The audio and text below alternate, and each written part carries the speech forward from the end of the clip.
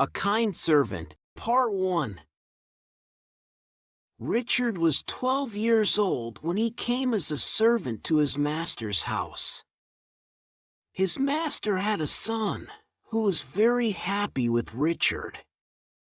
Richard always takes good care of his master's son George. As time went on, the boy left Richard's arms to go to school. From school he went on to college, and after college he entered the judicial service. Always, until he married, Richard was his sole attendant. But, when a mistress came into the house, Richard found two masters instead of one. All his former influence passed to the new mistress.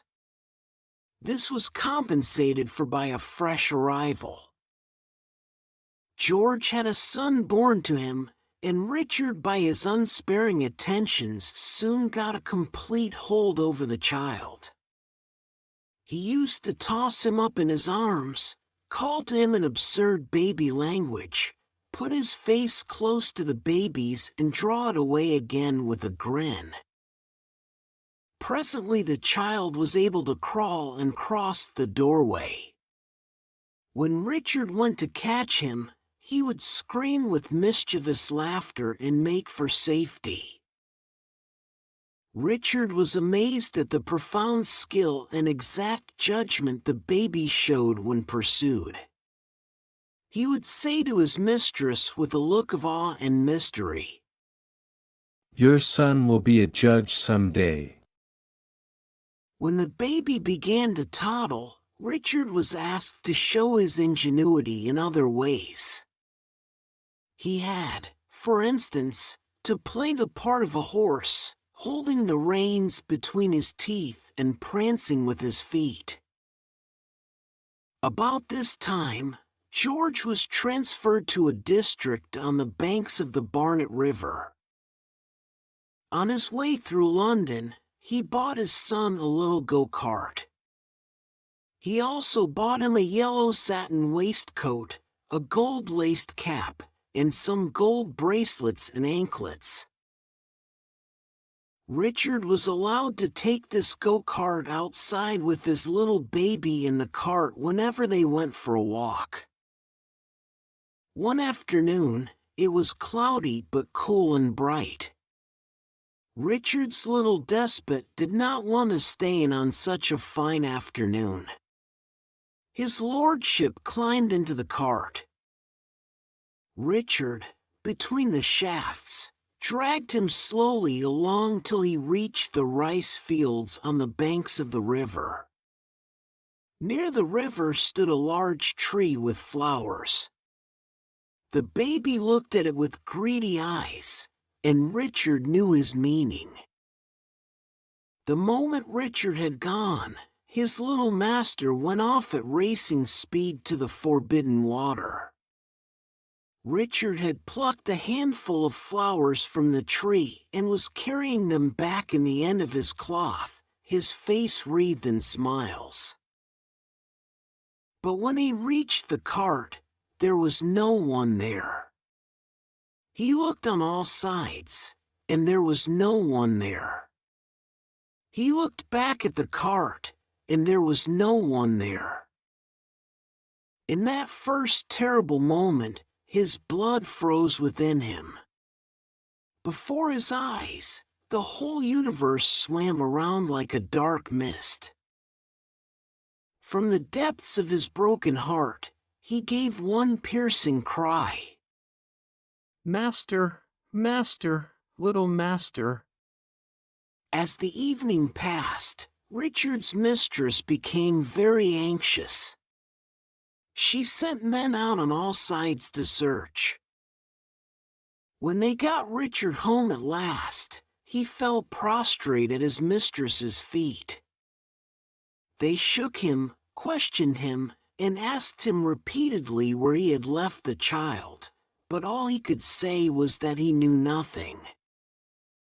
The mother went so far in her wild grief as to think it possible that Richard himself had stolen the child. She called him aside with piteous entreaty and said, Richard, give me back my baby. Oh, give me back my child. Take from me any money you ask, but give me back my child. Richard only beat his forehead in reply. His mistress ordered him out of the house. George tried to reason his wife out of this wholly unjust suspicion. Why on earth, he said, should he commit such a crime as that? The mother only replied, The baby had gold ornaments on his body. Who knows? A Kind Servant, Part 2. Richard went back to his own village. Up until this time, he had had no son, but there was hope that before the end of the year, a child would be born to him. At the end of the year, his wife gave birth to a son and died. This new baby began to crawl about and cross the doorway with mischief in its face. It also showed amusing cleverness in making its escape to safety. Its voice, its sounds of laughter and tears, and its gestures were those of the little master. Oliver, for that was the name given to the new baby, soon began to talk. It learned to say Pa and Mom with a baby accent. When Richard heard those familiar sounds, the mystery suddenly became clear. Richard knew that his little master had not been lost. He had been reborn in his own house. He now gave himself over, body and soul, to the new baby and became its devoted attendant. He began to bring it up as if it were the son of a rich man. He bought a go-kart, a yellow satin waistcoat, and a gold-embroidered cap. He melted down the ornaments of his dead wife and made gold bangles and anklets. He refused to let the little child play with anyone in the neighborhood and became its sole companion day and night. At last, the time came for the boy to go to school. Richard sold his small piece of land and went to London. There he got employment with great difficulty as a servant, and he sent Oliver to school. He spared no pains to give him the best education, the best clothes, and the best food. Meanwhile, he lived on a mere handful of rice and would say in secret, "Ah, my little master, my dear little master, you loved me so much that you came back to my house. You shall never suffer from any neglect of mine." 12 years passed in this manner. The boy was able to read and write well. He was bright, healthy, and good-looking. He paid a great deal of attention to his personal appearance and was especially careful when parting his hair. He was inclined to extravagance and finery and spent money freely. He could never quite look on Richard as a father because, though fatherly in affection, he had the manner of a servant. A further fault was that Richard kept it secret from everyone that he was the father of the child. Richard grew older and older, and his employer was continually finding fault with him for his incompetent work. He had been starving himself for the boy's sake. So he had grown physically weak and was no longer up to his work. He would forget things, and his mind became dull and stupid.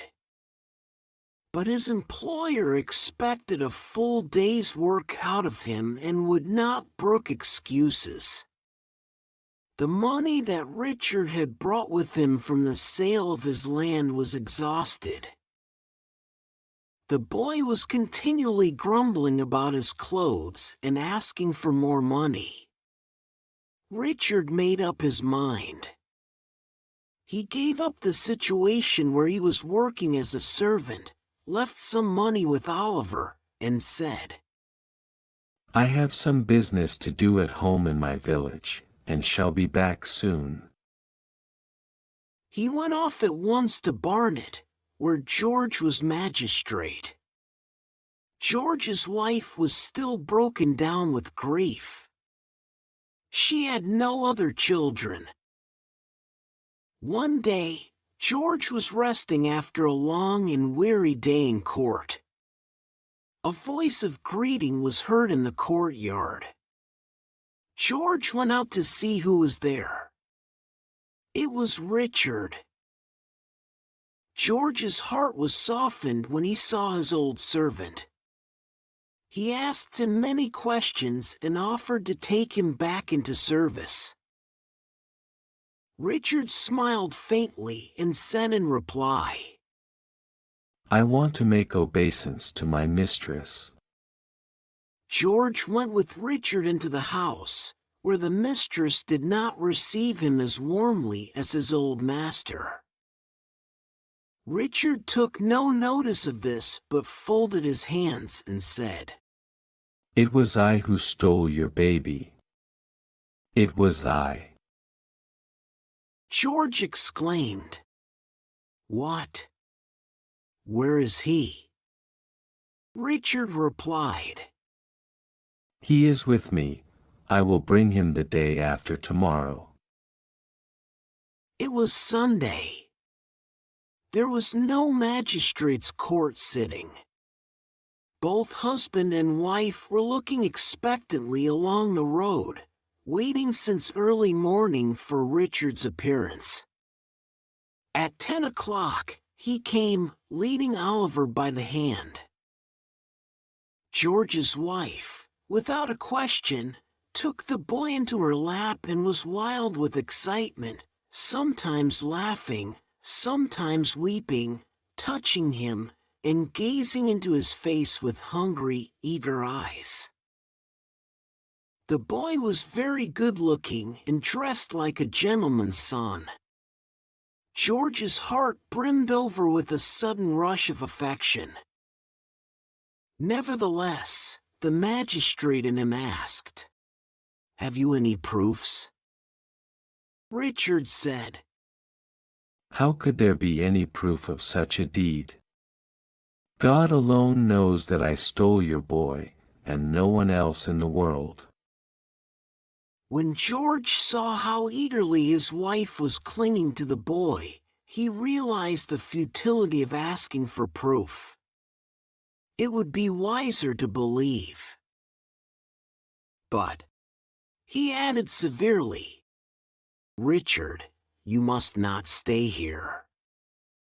Where shall I go, master? Richard said, in a choking voice, folding his hands. I am old. Who will take in an old man as a servant? The mistress said, Let him stay. My child will be pleased. I forgive him. But George's magisterial conscience would not allow him. No. He said, he cannot be forgiven for what he has done. Richard bowed to the ground and clasped George's feet. Master, He cried, let me stay. It was not I who did it. It was God.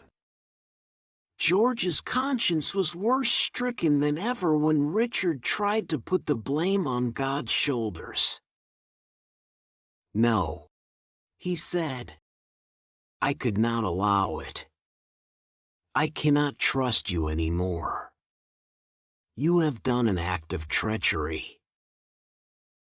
When Oliver saw that he was the wealthy magistrate's son and not Richard's, he was angry at first, thinking that he had been cheated all this time of his birthright. But seeing Richard in distress, he generously said to his father, "Father, forgive him. Even if you don't let him live with us, let him have a small monthly pension."